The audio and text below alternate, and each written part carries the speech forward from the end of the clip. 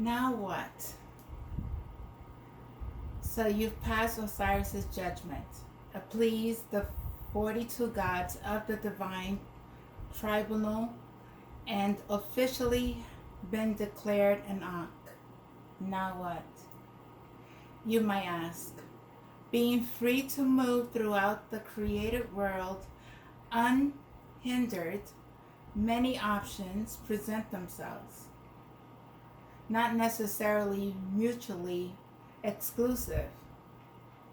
For one, you could spend your afterlife traveling with Sun God, navigating the boat through the sky and fighting off any aggressors for him, with also making offerings and mixing with the unwearying stars.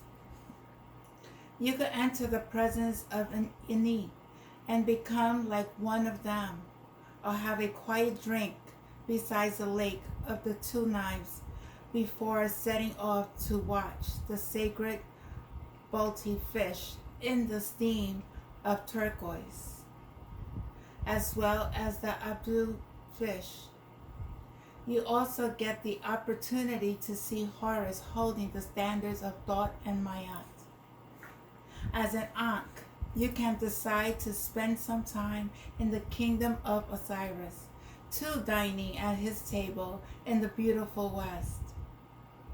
You could also leave the DUAT in the morning and spend your time close to your tomb, playing draughts perhaps, only to return to the DUAT in the evening to rest. You also have the options of joining the tribunal of gods and judge between Horus and Seth.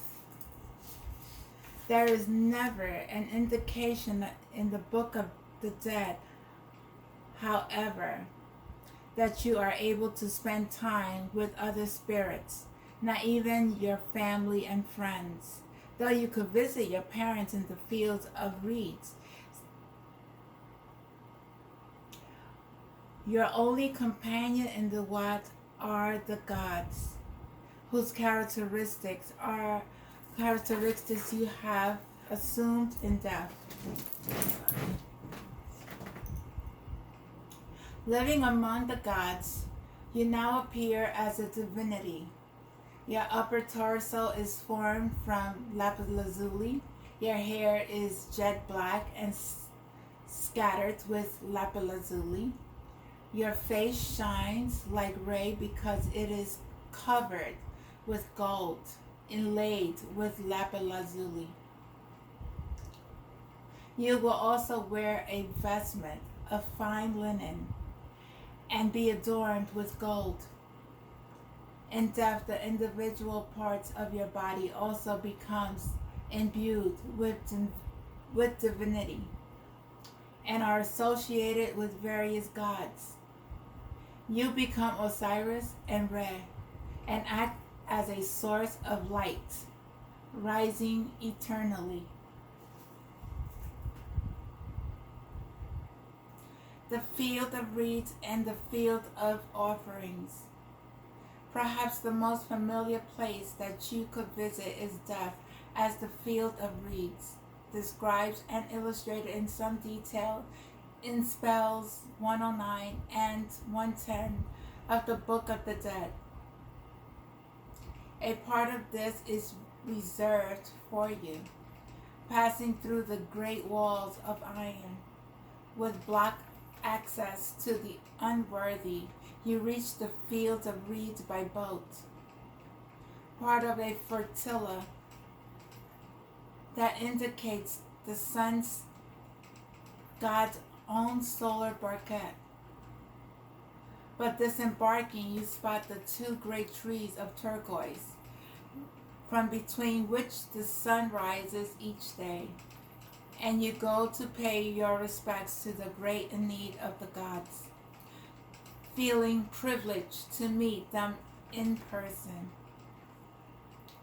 You then sail along the river towards your agricultural fields, passing mounds and waterways, including the waterways of white hippopotamus. Your Book of the Dead informs you that this location is 1,000 leagues in depth. Its breadth has not been told. There are no fish in it. There are not any snakes in it. As you float along the river, you also notice the waterway known as the Horns of the Mistress of Purification, which is 1,000 leagues in length and breadth. After some time, you reach your plot of land. Not wanting to perform any actual labor yourself, however, you use your magic to summon your sheptis,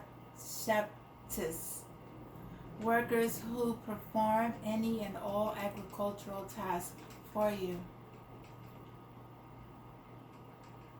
Shakti statues placed in the tomb should be inscribed with spells, 6 of the Book of Dead, to ensure their loyalty and labor in the afterlife. Thanks to their hard work, planting seeds, pledging and harvesting in the presence of the souls of the Easterners, the barley grew to be 5 cubits tall, and the emmer to be 7 cubits. You notice yourself that in this supernatural space, a place that encourages growth, you now stand 9 cubits in height. Here there is an abundance of all good things, but none of the creatures that pestered you in life. You can pluck, reap, eat, drink, and copulate, just as you did on earth, although it is not to shout. Apparently this is banned. Having watched your shabbos tend to the fields, you next stopped by the heroine on Plenty, who supplies you with all manners of provisions, including food and drinks. On the move again, you sail past further mounds and cities, many with unusual names, such as the town of the great goddesses, the swampland, the town of fair offerings, Provision Town, the town of milk goddess, and the town of Union, before reaching Quinconet, where you pay your respect to your parents. Your final destination is again the great Enid, who can never receive too much praise.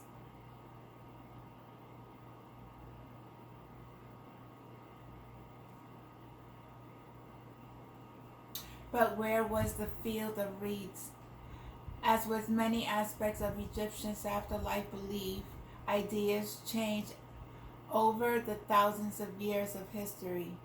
At first, the field of reeds existed south of the winding waterway, that is, south of the epilogue in the sky, and served as the place of purification before the deceased entered the sky.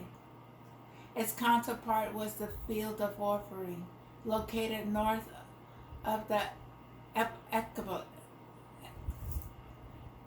ecliptic. It is this place that the deceased actually long to visit.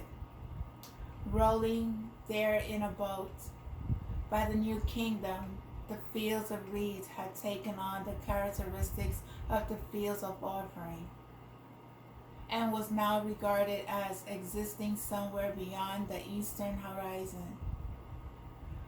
Book of the Dead, spell 110, even relates that the field of reeds was within the fields of offering, highlighting just how entangled the two previously separate locations and become by the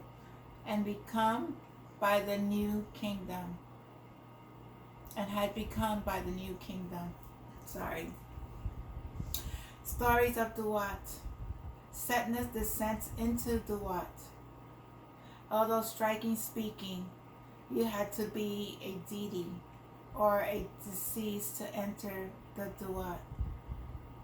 Those powerful of magic could bend the rules of nature. One such individual was Oseri, son of Setna, and Mehequeshe, whose adventures are preserved on papyrus BM 604, copied during the 1st century AD. One day, while Setna was at home in Memphis, purifying himself in preparations for a festival, he heard wailing outside.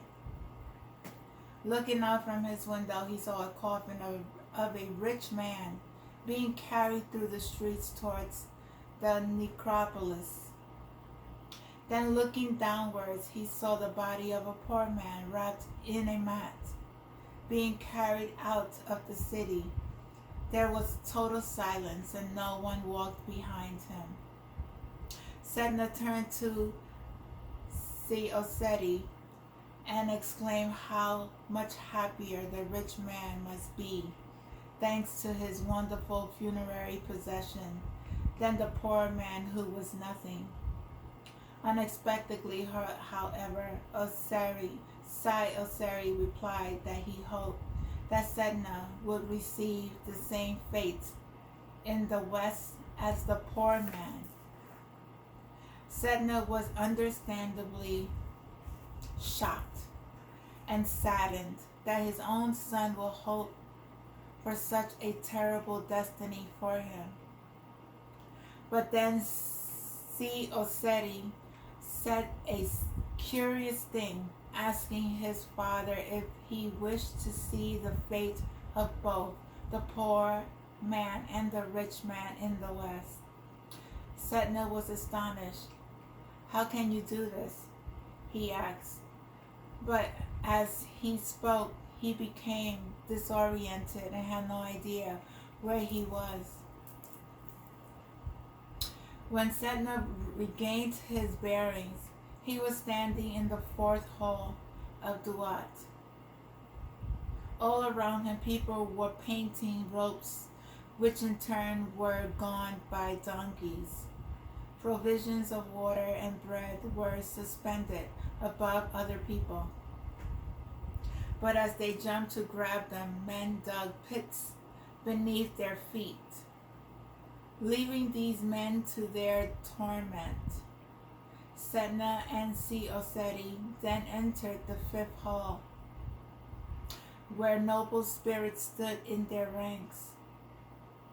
Those accused of violence were pleading in a door beyond, its pivots fixed in the right eye of a man who was himself howling in pain.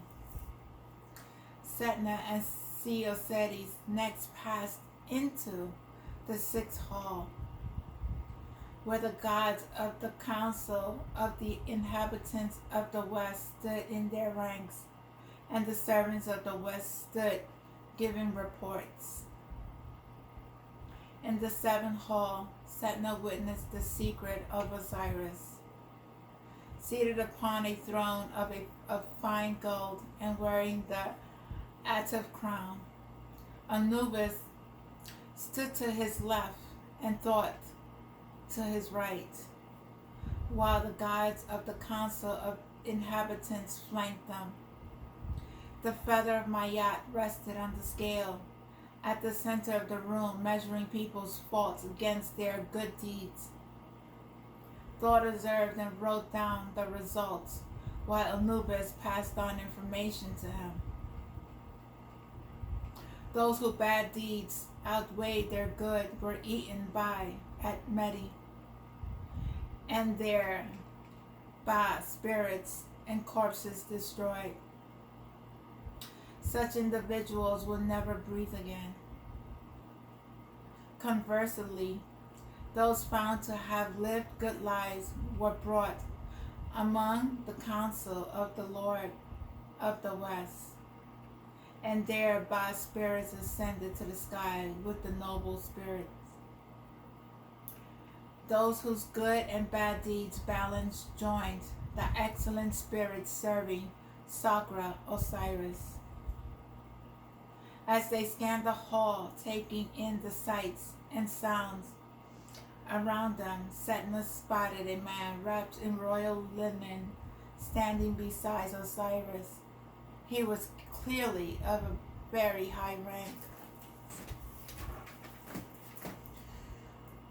Setna stepped forward to take a closer look.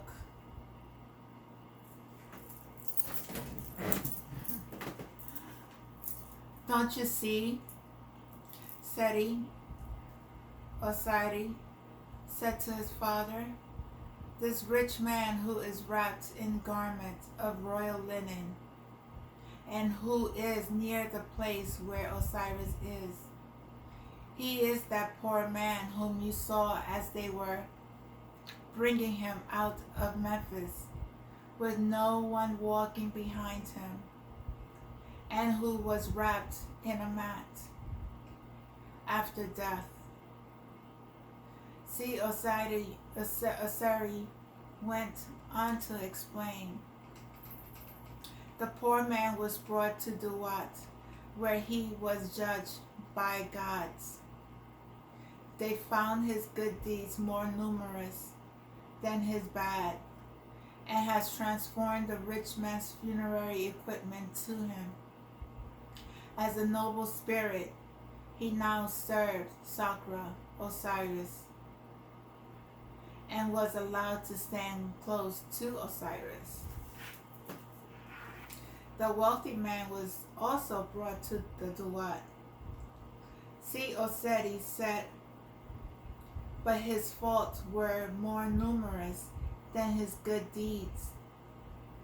It was commanded that he punished in the West, and so his right eye became the pivot of a door of the West, his mouth eternally locked open in tortured house of pain. This is why Osiris hoped that his father eventually fate in the West would match the poor man's eager to learn more. Setna asked his son about the other people he had seen in the hall of DUAT. Those plaiting ropes being galled by donkeys are the counterparts of those on earth who are cursed by God. Osiris replied, they work day and night for their livelihood, but their women rob them behind their backs, so they find no bread to eat.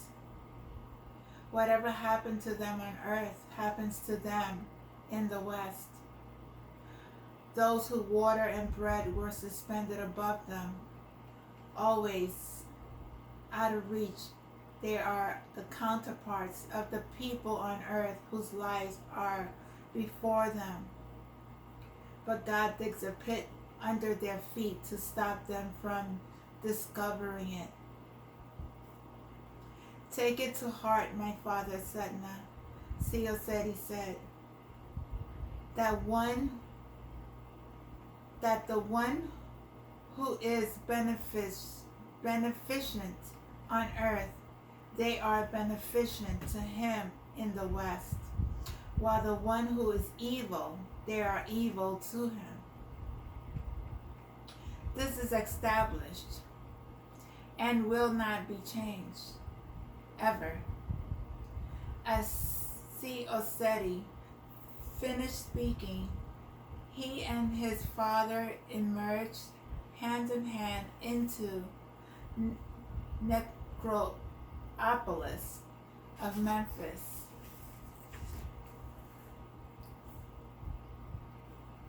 MERYRE'S journey into DUAT. Through ghosts and Osiris seem to have no trouble dividing their time between the land of the living and the DUAT. Leaving the DUAT is immensely difficult. if not impossible, for most humans. One account concerning this is found in the tale of Meri, set in the reign of King Siskobat, and preserved on papyrus Bandir, dated to the late 6th century BC. Meri is a skilled magician and scribe, so skilled in fact that the magician of Pharaoh's court kept his existence a secret from the king for fear that they might all lose their jobs. One night, however, Pharaoh falls ill. His food tastes like clay, and his beer like water. He is covered with sweat, surrounded with his presence. His magician exclaims in horror when they see him, and they are reminded of an occasion in the past when King Decade suffered. They soon discover that Siskobat has only 7 days left to live, and realize that the only person capable of extending his life is MERYRE'S.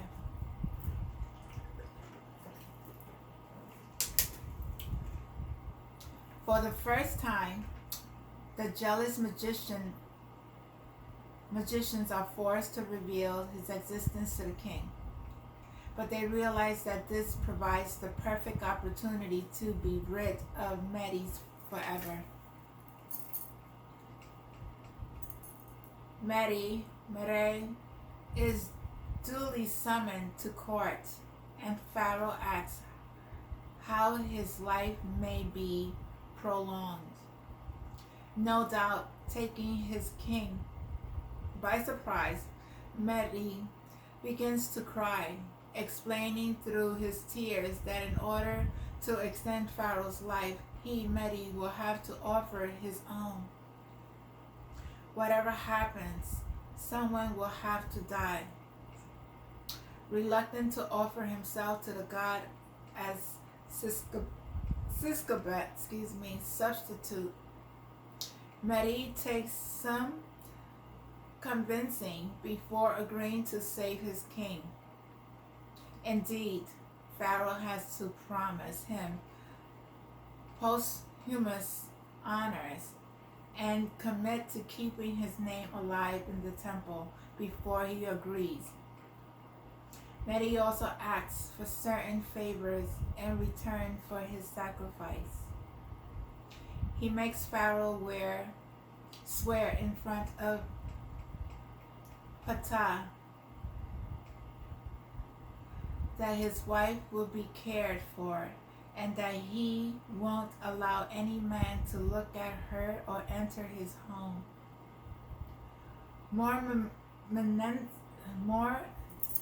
menacingly, he asks that the children of the jealous magicians, who without a doubt informed Pharaoh of his existence in the sure knowledge that it would mean his death, be killed. Pharaoh agrees to both requests. Satisfied, MERYRE returns home to shave and don a fine linen robe in preparation for his quest into the afterlife. Meanwhile, pharaohs travel to Heliopolis to offer the gods, thereby securing MERYRE a safe journey. A long break in the text follows. As the story resumes, MERYRE is explaining to the pharaoh that he will approach Osiris and present prayers in his name. Clearly, the time has come for MERYRE to leave.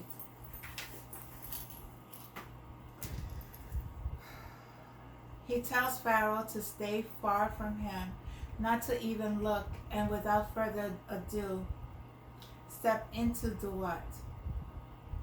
Within moments of his arrival, before he can even orient himself, MERYRE is approached by the goddess Hathor, who greets him warmly and asks him what he wants.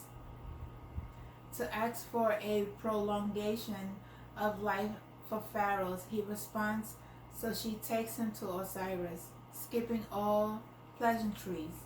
The great god questions Medi before the conditions of Egypt's temples, among other things, and only when satisfied that all is well among the living does he grant Pharaoh an extension to his life. At the same time, however, he denies Medi the right to return to the living, confining him to DUAT for all eternity. Through Medi is stuck in the DUAT, Hathor, of course, is not limited by such restrictions, and goes to visit the living to celebrate one of her festivals. Upon her return, Medi eagerly asks her about everything she has seen, as Pharaoh kept his promises. Unfortunately, it is not good news. Pharaoh has made Medi his wife, his own great royal wife, taken possessions of his house and killed his son. Taken aback, Medi burst into tears and asked how Pharaoh had come to behave in such a despicable manner. Her response cannot have come as a surprise. The jealous magician has encouraged his act, manipulating the weak-minded kings with their trickery. Filled with anger and thoughts of revenge, Medi takes a lump of clay and mounds into the shape of a man. Using his magic, he animates the figure and commands him to do all that he says before dispatching him to the world of the living to confront Pharaoh. Upon arriving at court, the clay man enters Pharaoh's presence and demands that his magicians be burnt in the furnace of Mot. Siskabek is shocked and sits motionless, frozen. After some time, perhaps, contemplating his new Fury's actions, he resumes his magician. But none know what to say or do. While they debate, the clay man repeats his demands again and again, and rather intimidating distractions. In the end, faced with the demands of a supernatural being, and perhaps safe in the knowledge that he can always find new magicians, Pharaoh decides to do as instructed and sends his magician to be executed. Victorious, carrying a bouquet of flowers, the clay man returns to DUAT to tell Medi of all that had occurred. The ecstatic Medi celebrates the tales his flowers to Osiris, who is confused. Have you been on earth? The god asks. And so Medi explains about the magical clay man. Sadly, the rest of the tale is lost. Even gods die. Through obsessed with permanence, the Egyptians did envision end to all things, even the gods. The authority of a god was not only limited by location or responsibility, it was also limited by time, like every living being in creation. The gods had a fixed lifespan. Existence, however, was regarded as cynical.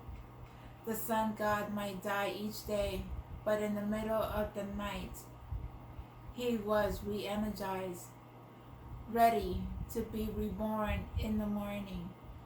Death was a stage in the process of rejuvenation, as it was only through death that a person grew weak and could be rejuvenated with youth. This diversity is a key element of creation. It is what separates it from the infinite, inert, undifferentiated, none.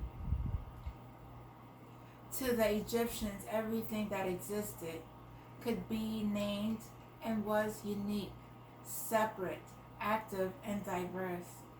To others would be non-existent, inactive, and undifferentiated. The gods then, as part of this world, had to be diverse, had to be unique, had to be limited. Death is the ultimate limitation. They had to be powerful beings, but the gods have to play by the same rules as everyone else in order to remain in existence. In the end of the world as we know it, but you should feel fine. I am going to destroy all I have made, and this world is going to return to the water, none, and the flood, like if its first state. Book of the Dead, spell 175. At the end of time, millions of years from now, the Egyptians envisioned the waters of Noon reclaiming the created world, an act of destruction initiated by Atum himself to bring it back to its original state.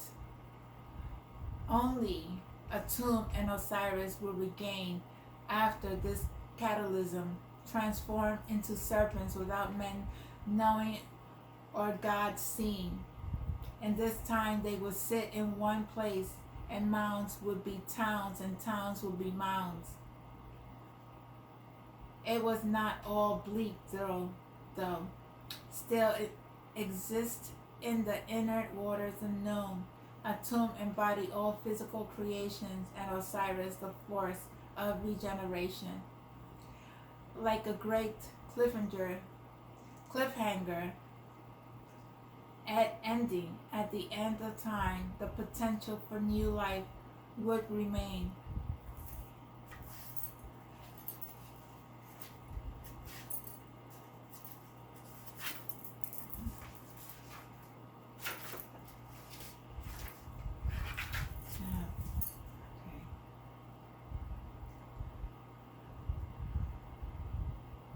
Epilogue, the myth of the ancient Egypt.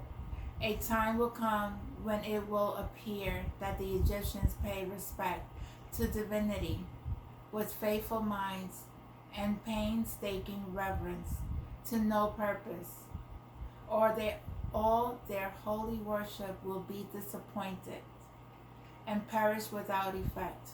For divinity will return from earth to heaven, and Egypt will be abandoned. O Egypt, Egypt of your rebirth deeds, only stories will survive, and they will be incredible to your children. Only words were cut in stones will survive to tell the faithful words. That was Asclepius, chapter 24.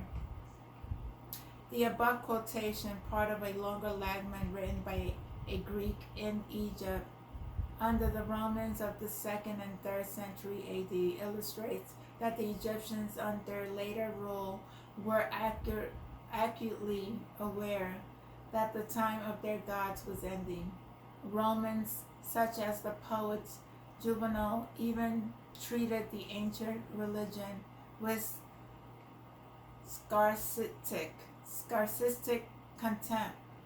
Who does not know the monster's lunatic?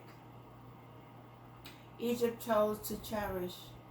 He wrote, one part goes in for crocodile worship. One bow down to the abyss and feeds upon serpents. Elsewhere a golden Ife shines of a long-tailed holy monkey. Shortly afterwards, the Egyptians' god did indeed retire from their lands, and many of their statues were burnt and destroyed as the population converted first to Christianity and then to Islam. And all the while the monuments of Egypt slowly crumbled. The gods' images were attacked, and occasionally their temples were attempted for new purposes. Words cut off in stone reminded, but their meanings were lost. Over time, the ancient Egyptians themselves became mythic, removed from the mundane reality of their everyday existence by time and imagination. The Egyptians and their world, or at least their fragmented understanding of it, has been adopted by people across the planet and retrofitted to serve whatever purpose exists in their imaginer's mind. The concept of the Egypts reflecting the wonderful wonderland, where anything is possible, from biblical accounts of the Nile turning to blood to hidden chambers of secret beneath the paws of the space. Egypt is disconnected from history as a series of yesterday and is instead a world of its own, separated from the physics and limitations of today, portrayed as an inhabitants of the lost wisdom of Atlantis, the builders of the pilgrim power plants, and the processes of alien technology.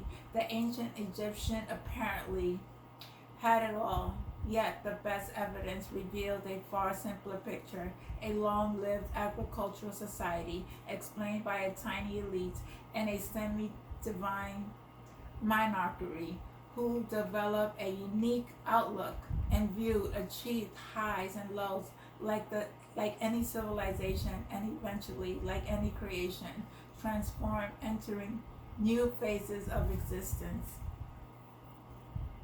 The pharaohs of the Ionic, the monuments everlasting, but Tutankhamun and the Great Pyramids are not ancient Egypt. They are just tiny fragments of the whole. Alternative writers seem to believe otherwise in their creations that the pyramids play a particular central role in Egyptian civilization, as if the entire ancient world revolved around its non-gleaming peaks, yet ignoring the facies of the New Ages and alternate theories. Even among scholars, ancient Egypt itself remains mythic to some degree. Though new data appears all the time, evidence for life and events so distant from our own time will regrettably forever remain incomplete. It will always be necessary to interrupt ancient Egyptian civilization, especially given the idealized nature of most of the evidence, and where there is interpretation, there is imagination, no matter how hard we strive to shut it down. Like chasing distant entities disappearing into the sunset, we map the Egyptians and chart their lives based on their shadows, measuring their footprints in the sand. Their true selves may remain elusive, just out of reach, but the force of their personalities is imprinted on discarded personal possessions, glimpsed among their glorious ruins, and indeed manifest in their myths. From these sacred fragments, we each create our own